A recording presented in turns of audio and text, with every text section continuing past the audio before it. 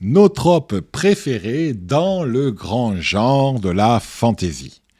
Pour cela, j'ai réuni quelques invités et ces deux personnages qui se sont insidieusement glissés en me prétextant que Tolkien éliminerait encore de son aura ce genre-là.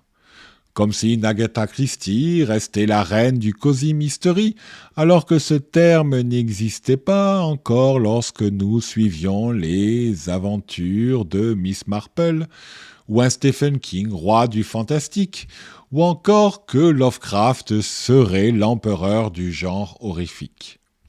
Sujet à discussion, mais revenons à nos tropes. Qu'est-ce qu'un trope ? Un trope en narration et plus largement en analyse littéraire et cinématographique désigne un motif récurrent. Un schéma narratif qui revient souvent dans les œuvres de fiction. Il peut s'agir d'une situation, d'un personnage type, d'un rebondissement, en tout cas un thème facilement reconnaissable. Par exemple, toi, je suis sûr que tu as déjà lu ou vu dans des films ou séries cette jeune femme ou ce jeune homme qui mène une vie ordinaire et qui d'un coup se retrouve au milieu d'une vieille prophétie et qui va partir malgré lui ou malgré elle dans un voyage initiatique. Ce personnage de l'élu, par exemple, est un trope que l'on retrouve également dans le genre fantasy. Il y en a plein d'autres également, comme ce personnage à la longue barbe qui va prodiguer des conseils, ce sage mentor qui en général finira mort juste au moment où le héros réussit sa mission de sauver le monde ou l'univers de quelques menaces de créatures maléfiques. Si je comprends bien, nous les nains, comme on les décrit, des êtres trapus, barbus, bourrus mais loyaux, buveurs de bière, experts en forge, qui vivent dans les mines. C'est un trope, cela ? Non, cela, Gimli, ce n'est pas un trope, c'est un cliché. Voilà. Donc, Légolas. Et quand je dis cette magnifique phrase, un soleil rouge se lève, beaucoup de sang a dû couler cette nuit. Non, Légolas, tu t'égares, ce n'est pas un trope, c'est plutôt un coup de mou du scénariste. Oui, je suis désolé. Les deux Donc, sont vraiment nuls. Ils sont stupides. Écoute, va chercher ton précieux et bon vent. Malgré que ce soit des ficelles reconnaissables, nous n'en avons pas moins une certaine saveur et nous apprécions énormément certains de ces tropes. J'ai donc réuni des auteurs, des autrices, des auteurs maîtres de jeu et un maître de jeu tout court pour nous dévoiler quels sont leurs tropes préférés. Alors, place aux invités. Mon trope de fantasy préféré, je dirais que c'est la low fantasy, ou en tout cas quand le médiéval est le plus prégnant et le plus réaliste. Franchement, je crois vraiment que c'est ce que je préfère parce que y a pas ou peu de magie, quasiment pas de surnaturel. Tout est sous forme de légende, de rumeurs, ou en tout cas la magie est quelque chose de très basé sur les personnages, et c'est ce qui me plaît. Ce qui me plaît là-dedans, c'est que ce sont les personnages les plus importants et pas vraiment l'univers. On s'en fiche de l'univers, on n'a pas besoin de découvrir 1000 contrées différentes. Et même quand on le fait, ce n'est pas le cœur du roman. Le cœur du roman, c'est ce qui se passe à l'intérieur des personnages et à l'intérieur de l'intrigue. Et je crois que c'est ce que je préfère. Ça permet d'abord une meilleure identification pour le lecteur. Il n'y a pas pléthore de races différentes, on reste sur de l'humain, avec des intrigues et des problématiques qui sont très humaines. Et finalement, ça me semble être la fantaisie la moins artificielle et la plus vivante. Le meilleur exemple pour moi, c'est la série de l'Assassin Royal de Robin Hobb. Ici, à part le vif et l'art, qui sont ces espèces de petits pouvoirs magiques dont est affublé le héros, il il n'y a pas grand-chose de magique dans cet univers-là. Et même cette magie-là, elle est très intime. Elle le concerne lui et dans son rapport à ses propres pouvoirs. C'est-à-dire que c'est lui et ses pouvoirs qui sont intéressants, pas les pouvoirs en tant que tels et la force qu'ils peuvent avoir sur le monde. Et de la même manière, dans Linky Pit, je me souviendrai très très très longtemps du moment où quelqu'un dépose un bébé devant la porte du château de Castelcer. C'est une scène qui est très très médiévale. Aucune espèce de fantastique ou de magie ou de surnaturel là-dedans. Et pour moi, c'est une image qui va rester très très longtemps. J'ai adoré ce moment-là. Et dans un autre cadre, il y a la mythologie arthurienne. La mythologie arthurienne, bien sûr, il y a de la magie, mais elle reste circonscrite autour de Merlin, tout d'abord, et puis éventuellement des fées. Mais les fées, elles appartiennent à l'autre monde, ou elles en sont issues en tout cas. Donc la magie, elle est restreinte à certains pans de l'histoire. Le reste, ce sont des chevaliers, des châteaux, des conquêtes. Éventuellement une philosophie avec la recherche du Graal, etc. Voilà, c'est ce que je préfère. Et pourquoi est-ce que c'est ce que je préfère dans mes lectures de fantasy? C'est parce que je trouve qu'il n'y a qu'un seul auteur qui a réussi à faire vraiment quelque chose de génial et de vivant en high fantasy, c'est Tolkien. Et il n'y a que Tolkien qui a réussi à nous faire vivre dans son univers, à le rendre vivant, malgré pléthore de races, des kilomètres et des kilomètres de contrées à visiter. Il a réussi dans ses écrits à être tellement précis avec ses langues, avec sa mythologie, que du coup, oui, son univers à lui est vivant et on a vraiment l'impression de pouvoir s'y projeter. Mais en tout cas, mon avis personnel, c'est que c'est la seule œuvre dans laquelle j'ai retrouvé cette force et ce réalisme en high fantasy. Donc mon trope préféré en fantasy, c'est justement quand le médiéval est le plus proche de sa réalité historique. Alors pour mon trope préféré, j'ai choisi de vous parler du royaume perdu ou oublié. Alors pourquoi ce trope? Déjà parce que je trouve qu'il fait beaucoup écho à nos civilisations à nous, même si en général c'est un trope qu'on retrouve plutôt en littérature de l'imaginaire, en SF, en fantasy, en fantastique, etc. Mais en fait, dans nos civilisations aussi, on a des royaumes qui ont disparu, des civilisations entières qui sont tombées, etc.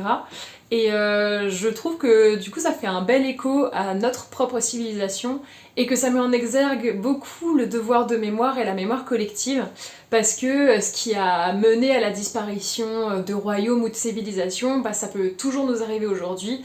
Et c'est toujours important de savoir ce qui s'est passé, de découvrir un peu ce qui a mené à l'extinction des peuples entiers, ou alors a mené un royaume à disparaître, etc.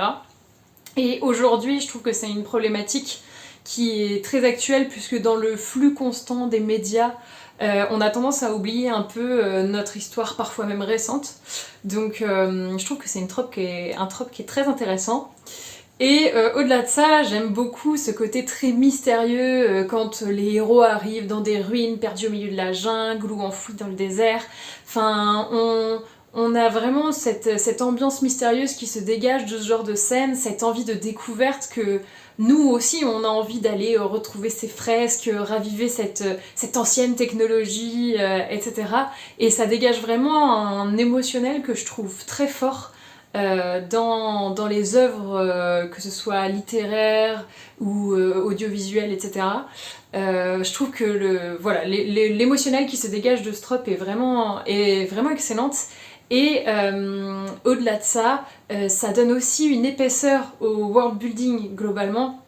Ça montre qu'il y a eu une civilisation avant celle qui nous est présentée dans l'œuvre qu'on regarde, que ce soit un livre, une série, un film, mais qu'il y a eu une histoire avant et que cette histoire a été perdue, oubliée, et du coup on va retracer, essayer de comprendre, un peu mener l'enquête pour savoir ce qui est arrivé à ce peuple. Donc voilà, je trouve que ça donne un peu d'épaisseur au world building. Moi j'ai choisi le trope adoré de l'élu et du mentor sage qui meurt tragiquement. Et je vais vous expliquer pourquoi, selon moi, il est tout sauf mort, il est tout sauf désuète. Au contraire, il peut encore nous surprendre, voire nous émouvoir. Alors oui, j'avoue, on connaît la rengaine du jeune ado complètement paumé qui devient, comme par hasard, celui qui va sauver le monde. Je pense à notre cher Harry Potter, à Néo, Frodon, Eragon, et même Aang dans Avatar. Mais pourquoi est-ce que ça fonctionne toujours? Parce que ce trope a quelque chose de profond. L'idée qu'on pourrait être plus que ce qu'on croit, qu'on a un potentiel caché et qui ne demande qu'à être exploité. En fait, moi ce que j'aime bien, c'est que c'est un petit peu le parallèle avec la vraie vie. On a tous le potentiel de faire quelque chose, de ce qu'on sait faire, en tout cas de nos capacités. Et des fois, il manquerait peut-être juste un petit coup de pouce pour pouvoir faire en sorte de briller. Aussi, je trouve que l'élu, c'est un petit peu nous face à l'inconnu, face à notre destinée. C'est une invitation à grandir, à dépasser ses propres peurs, à devenir la meilleure version de nous-mêmes. Et pourquoi j'apprécie de l'associer au mentor, qui meurt tragiquement? Parce que l'élu, il est jamais seul. Il a toujours un guide, un maître, quelqu'un qui va venir lui enseigner les choses de la vie. On pense évidemment à Obi-Wan, mais aussi à Gandalf, même à Braum. Il représente le passé, l'expérience, toutes ces leçons qu'il a reçues, mais aussi parfois une figure parentale de substitution. Forcément, quand ce mentor meurt, ça fait mal. Mais ce n'est jamais gratuit. Et en fait, c'est à partir de ce moment précis que l'élu va devoir se transcender, va devoir prendre ses propres décisions et ne va plus dépendre de personne. C'est à partir de cette perte qu'il va devoir devenir acteur de son propre destin. Finalement, c'est un sacrifice narratif qui est assez puissant. Parce que le mentor meurt, et grâce à lui, l'élu va survivre. Je trouve que c'est brutal, que c'est aussi beau, et un petit peu mystique. Pourquoi est-ce que, d'après moi, ça peut fonctionner toujours en 2025 ? Dans un monde où tout va trop vite, où l'individualisme prévaut par-dessus tout, je trouve que c'est réconfortant de savoir qu'on peut devenir quelqu'un d'important. Même si au départ on se sent perdu, un peu seul. Et en particulier, si on arrive à faire évoluer ce trope, ça peut vraiment être hyper intéressant pour les intrigues.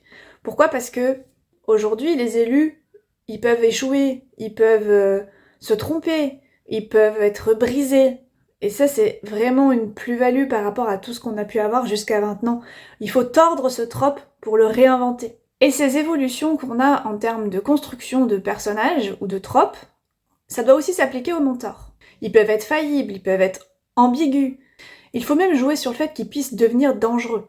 Ça apporte une vraie complexité à l'histoire. Je trouve que ça peut être très intéressant pour explorer d'autres thèmes comme la transmission, le deuil, l'amour, l'amitié, mais aussi l'identité. En synthèse, je dirais que la combinaison de ces deux tropes est super intéressante parce que ça crée une vraie alchimie émotionnelle, une mécanique de croissance qui, si elle est bien utilisée, peut transformer une histoire assez simple en une véritable quête initiatique. Bonjour, je voulais vous parler du trope des duos improbables. Vous savez, ces personnages qui se retrouvent à travailler ensemble, à devoir avancer dans leur aventure ensemble alors qu'ils n'ont rien en commun, que leur caractère, leur physique, même leurs ambitions, même des fois leurs objectifs sont différents et pourtant, néanmoins, ça fonctionne.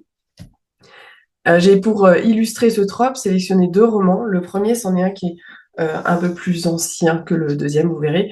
Il s'agit de la saga de la passe miroir, donc de Christelle Labos, dans lequel on a un personnage, le personnage principal qui s'appelle donc Ophélie, qui est fluette, un peu discrète, etc., et qui va se retrouver lancée dans un mariage forcé avec Thorne, qui lui, pour le coup, est un personnage très assis dans la société, très maigre, caractère très sec, rien à voir avec Ophélie. Pour le coup, ils ont même pas non plus les mêmes objectifs, du moins au début. Pourtant, il y a une complicité qui s'installe entre eux. C'est à eux deux qu'ils vont réussir à rééquilibrer un petit peu l'univers de la passe miroir. Donc ça, c'était mon premier exemple. Le deuxième exemple, beaucoup plus récent, il est sorti l'année dernière, je crois, 2024. Il s'agit de La brume l'emportera, de Stéphane Arnier.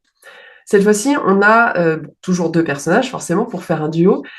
Keb le Gris, qui est un vieillard un peu désabusé, et qui va se confronter à Mara Mazoé, Mara pour les intimes, qui elle est d'un autre peuple que Keb, un peuple où donc les femmes, les hommes sont très massifs, très costauds, ils ont un pouvoir. Elle est beaucoup plus jeune que Keb, et c'est d'ailleurs les 2 personnages qu'on voit sur la couverture, magnifique couverture, qui du coup sont pareil, 2 personnages qui n'ont rien à voir, et en plus eux, ils ont vraiment une vision des choses très différente. dans cet univers, on a cette brume du coup qui vient tout effacer. Et en fait, il faut faire un choix, c'est toute la thématique du livre, entre faut-il mieux effacer le passé pour pouvoir le revivre différemment, ou vaut-il mieux conserver le passé pour pouvoir avancer dans le présent? Et nos deux personnages n'ont pas du tout la même réponse à cette question. Et pourtant, malgré leurs désaccords, ils avancent ensemble. Et c'est incroyable. Moi, ce que j'aime particulièrement dans ce trope, c'est que j'y retrouve ce que j'aime chez l'humain. C'est-à-dire la capacité qu'on a à changer, à évoluer et à s'adapter. Deux personnages comme ça qui n'ont rien à voir l'un avec l'autre n'ont pas le choix de changer, d'évoluer, de s'adapter l'un à l'autre pour pouvoir aller quand même dans la même direction et régler quand même les péripéties qu'ils vont traverser. Voir cette évolution s'opérer sous mes yeux en tant que lectrice, j'adore, c'est génial. Et puis il y a aussi le moment de bascule. Le moment justement où les deux personnages qui jusque-là sont 1+1, etc., ce moment de bascule qui va vraiment créer le duo inséparable jusqu'à la fin du livre. Par exemple, tout simplement pour Ophélie et dans La Passe Miroir, pour Ophélie et Thorne, c'est le moment où ils se rendent compte, et le lecteur s'en rend compte à peu près en même temps, qu'il y a une alchimie possible entre eux. Malgré leurs différences, malgré leur caractère incompatible, il y a un moment, alors, je l'ai lu il y a longtemps, je crois que c'est vers la fin du tome 2, début du tome 3, il y a un moment où on comprend que l'alchimie est possible entre eux, et à partir de là, c'est plus possible d'imaginer la fin de cette histoire sans Ophélie ou sans Thorne. C'est forcément le duo. Et c'est pareil dans La brume l'emportera de Stéphane Arnier, il y a ce moment où les deux personnages se sauvent la vie, et c'est pareil. À partir de là, on comprend que ça ne pourra pas se faire sans l'un ou sans l'autre. Et c'est savoureux. Du coup, pour ce qui est du héros rédempteur, ben on en a plein d'exemples, hein, pas que dans la fantasy. Vous prenez les chroniques de Riddick, dans la science-fiction, dans les films. Il y a le Seigneur des Anneaux, évidemment. Il y a où Aragorn fuit ses responsabilités jusqu'à ce que il les embrasse enfin. Donc c'est un arc narratif qui est super de manière générale. Qui en gros sous-tend l'idée que on a toujours le choix de la grandeur, et c'est pour ça que c'est certainement, je dirais, un de mes héros favoris, le héros rédempteur. Même s'il il a ses clichés, il est sombre et secret et tout ça, mais pas toujours. Quand il est bien fait, il est très humain et très touchant. Donc voilà, le héros rédempteur, un gros pouce. J'ai avec moi mon camarade de soutien, mes feuilles, mes anti-sèches, dirait-on, parce que je me sens beaucoup plus à l'aise avec, et c'est pas un exercice facile, c'est le premier. Donc soyez indulgents, s'il vous plaît, avec moi. Donc l'art du combat, mon trope préféré. Alors, ancien littéraire que je suis, je n'ai pas pu m'empêcher de faire une petite liste de raisons qui me faisaient apprécier ce trope, donc j'en ai sélectionné quelques-unes, que j'ai illustrées par des exemples, sinon c'est pas drôle. Alors, l'art du combat, donc j'apprécie ça d'abord pour la variété des armes utilisées. Il y a les classiques, les incontournables, tels que les épées, les arcs et les haches, que l'on retrouve par exemple chez les personnages du Seigneur des Anneaux. Je pense par là à Aragorn, Gimli et Legolas. Épée, arc, hache, ou plutôt épée, hache et arc. Euh, Ce sont des personnages qui ont bercé mon enfance. Et donc, je devais absolument vous en parler lors de cette vidéo. Donc, je suis contente d'avoir réussi ceci. Euh, En dehors de ces armes un peu plus traditionnelles, on a aussi des armes plus originales, aussi plus singulières, telles que les clés dans Fairy Tail. Les clés permettent aux mages d'invoquer des esprits célestes, donc, qui représentent les constellations. Donc, on retrouve par exemple donc, les clés de Lucie, qui a donc notamment Aquarius, c'est un des plus vieux compagnons qu'elle a. Et aussi, il y a la magie dans toute sa diversité. Oui, n'oublions pas la magie, elle est beaucoup utilisée comme une arme dans les univers. Et chaque univers donc invente ses propres règles pour mettre en scène la magie. Dans Harry Potter, comme vous le savez, la magie se pratique avec des formules précises, magiques. et des mouvements de baguette. Dans Eragon, par exemple, elle se base sur des mots anciens. Et dans les mangas, oui, dans les mangas, on a encore d'autres formes d'énergie qui ne s'appellent pas magie, mais qui s'y apparentent un petit peu. On a donc le cosmos dans Saint Seiya, ou plutôt les Chevaliers du Zodiaque si vous préférez le titre français. Donc le cosmos puise dans sa force dans les constellations. On a encore aussi le chakra dans Naruto, que les ninjas apprennent à canaliser pour réaliser leurs techniques de ninjutsu qui sont absolument folles. Donc là, je vous ai parlé d'exemples inspirés du Moyen-Âge européen. Je vous ai donné des exemples qui sont inspirés donc, du Japon. Donc là, c'est mon point suivant, c'est que dans cette diversité d'armes raconte aussi quelque chose de plus grand. Elle reflète toute une richesse culturelle. Car chaque monde a ses influences, ses styles de combat. Naruto, donc par exemple, s'inspire énormément de la culture japonaise avec ses kunai, shuriken et techniques de ninjutsu. À l'inverse, donc le Seigneur des Anneaux plonge dans un imaginaire médiéval européen avec ses épées, ses armures et ses grandes batailles. De ce fait, chaque univers a sa propre langue de combat, ses codes et ses rituels, donc ce qui fait que je m'en lasse jamais. Mais au-delà des combats, ce que je préfère encore plus, c'est que les combats racontent aussi une histoire. Ce sont des moments de transformation pour nos héros, car oui, le héros n'est pas toujours un expert dès le départ. Il débute toujours par une phase d'apprentissage. Dans Naruto, les genin, donc les jeunes ninjas, forment des équipes de 3 et sont donc encadrés par un sensei. Dans Saint Seiya, nos 5 chevaliers de bronze ont eu pour maître un chevalier d'argent ou un chevalier d'or, donc un rang supérieur au leur quand ils étaient donc aspirants de bronze. Donc ça, c'est leur phase d'apprentissage et ensuite, forcément, viennent les épreuves. Les épreuves en faisant face à des adversaires beaucoup plus forts que nos héros, qui les font mordre forcément la poussière au début, et donc ils vont connaître la douleur, la souffrance et aussi l'échec. Et petit à petit, eh ben, ils progressent, mais pas juste techniquement, mais aussi humainement. Et le combat devient le reflet de ce que lui vit à l'intérieur. Et ce parcours, je le trouve très inspirant. C'est comme une véritable quête d'identité qui se met en place. Et aux côtés donc de mes héros d'enfance, donc Seiya, Shiryu, Shun et Hyuga et Ikki, et notamment aussi Naruto et Edward Elric, mes héros d'adolescence, j'ai appris à me battre, à tomber, à me relever et aussi à chercher du sens. Un de mes tropes préférés en fantasy, ce sont les cités suspendues ou cachées. Qu'elles flottent dans le ciel, soient souterraines ou dissimulées aux commandes des mortels. J'aime beaucoup ces cités. Elles stimulent énormément mon imagination car à partir d'un concept que je trouve très simple, il est possible d'imaginer toutes sortes de mondes sans aucune limite de genre ou de thématique.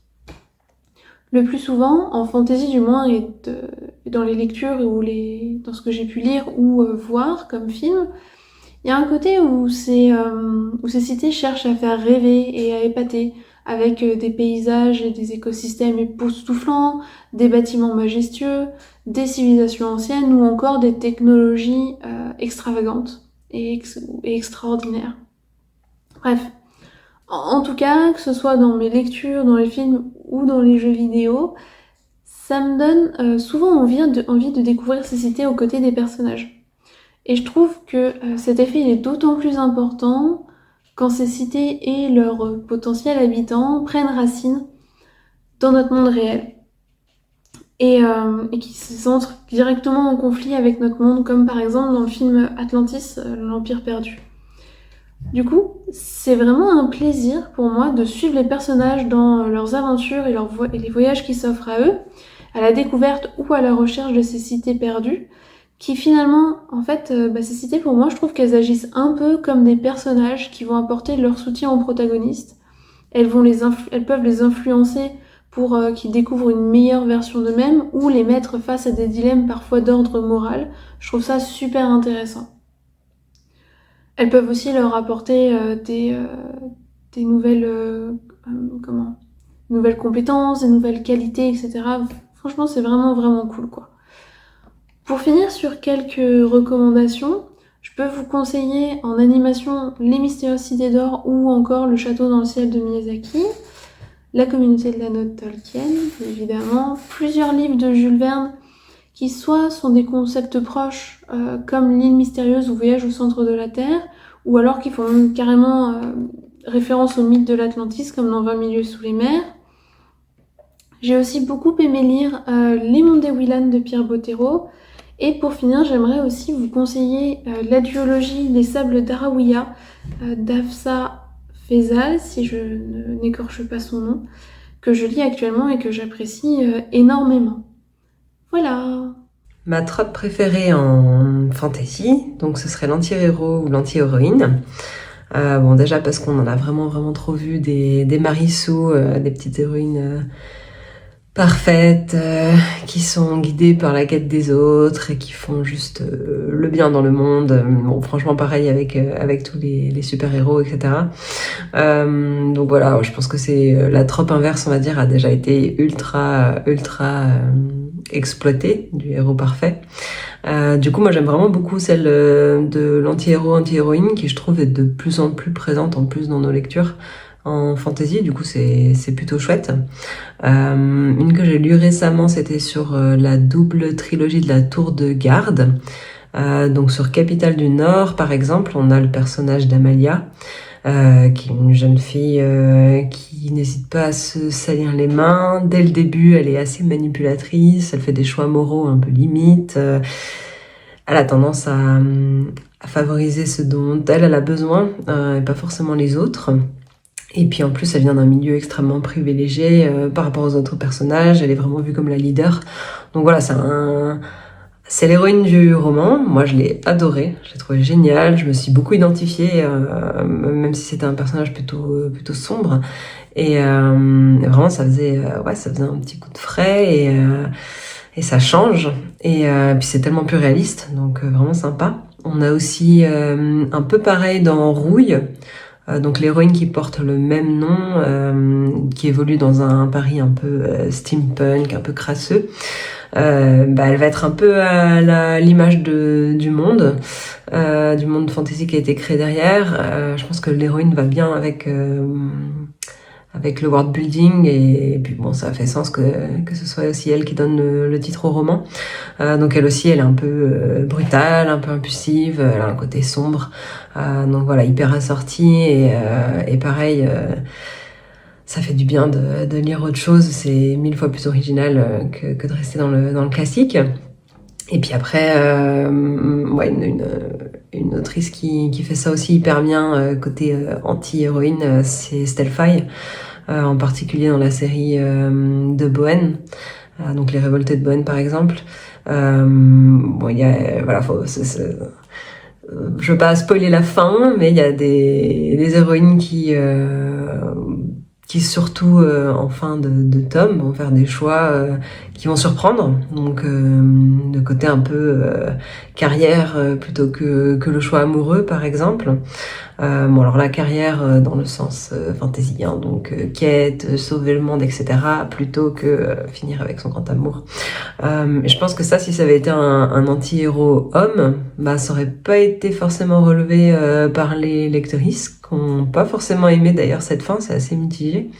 Moi j'avais trouvé ça super. Mais c'est vrai que si ça avait été un mec, bon, on serait dit il sacrifie son grand amour, mais c'est pour le bien du monde et ça serait passé un petit peu dans le stéréotype. Alors que là, à l'inverse, ça crée une sorte d'anti-héroïne, que ce soit une femme qui fasse ça. Donc j'ai trouvé ça hyper intéressant. Et puis voilà, c'est aussi bien plus réaliste. Je pense que c'est sympa aussi en fantasy, que ce soit pour des humains, pour des nains, pour des elfes, enfin peu importe les personnages, c'est quand même super important de pouvoir ressentir de l'empathie, de pouvoir s'identifier et puis ça ajoute au réalisme et à l'immersion de tout l'univers. Donc les anti-héros et surtout les anti-héroïnes au top. Ah, mais je crois que je suis liée à quelqu'un. Mais qui est-ce donc cette personne?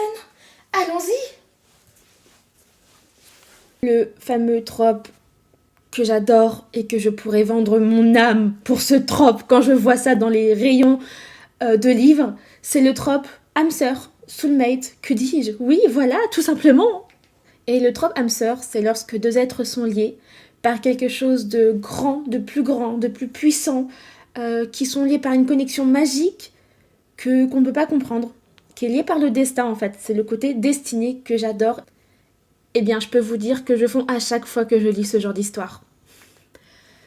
Et je trouve ça encore plus puissant, c'est pas français mais c'est pas grave, je trouve ça encore puissant quand c'est conflictuel. Par exemple, le trope Enemies to Lovers dans une romantaisie, lorsque les personnages, alors je dis dans une romantaisie mais ça peut être aussi en fantaisie tout simplement, ils se détestent et pourtant ils sont âmes sœurs. Comment faire? Eh ben là, je peux vous dire que je fais une nuit blanche pour lire ce roman jusqu'à la fin, jusqu'à la dernière ligne. Eh bien, il est temps de vous révéler mon trope préféré dans le grand genre de la fantaisie. Alors, c'est un thème très récurrent et c'est celui du voyage initiatique. Alors, il y a plusieurs raisons qui font que je savoure ce trope, que je l'aime profondément quand il est bien mené. Tout d'abord, j'adore écrire des world building et j'aime découvrir comment un auteur a architecturé son univers. Alors, pour ne pas tomber dans la surexposition lourde d'un écrivain qui voudrait absolument nous montrer 100% de son world building, ça c'est souvent difficile à digérer pour le lecteur. Mais le voyage initiatique permet à l'auteur de pouvoir disséminer petit à petit des éléments qu'il a architecturés pour son univers, comme la faune, la flore, la découverte d'autres espèces, l'invention d'un système politique, monétaire, etc., etc.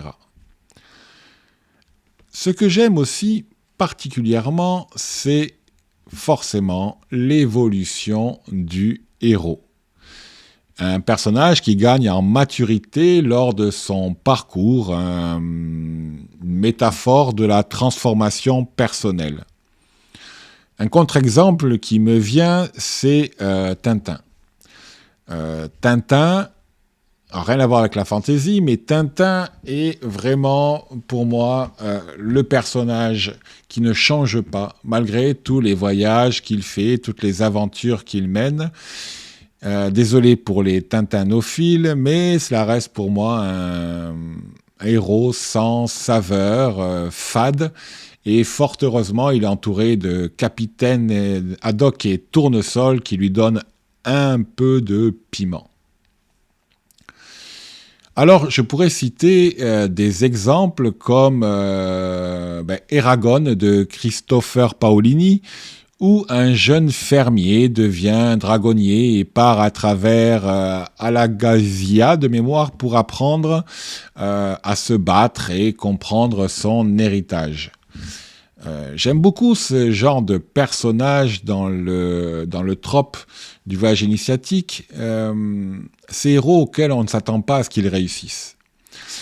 Comme par exemple dans les contes de Terre-Mère ou d'Ursula K. Le Guin, autrice que j'adore, où Jed, un jeune mage, fuit une erreur tragique et apprend à connaître ses pouvoirs à travers un long voyage à travers les îles. Il y a là toujours une allégorie face à nous, humains, ce qu'on vit, c'est-à-dire, dans nos vies, nous allons être confrontés à nombreux défis qui vont nous changer, qui vont nous transformer, qui vont nous permettre de nous connaître et de trouver certaines capacités en nous et nous amener à faire des choix.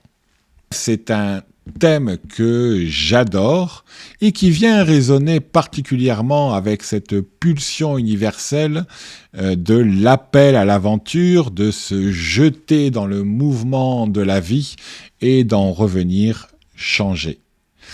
Voilà pour ce trope-là. Il y aura encore beaucoup à dire, mais rendez-vous la semaine prochaine où nous allons vous dévoiler nos tropes détestés. À bientôt. Et toi, le viewer, quel est ton trope préféré? Dis-le-moi en commentaire ou je te pourfends avec ma hache.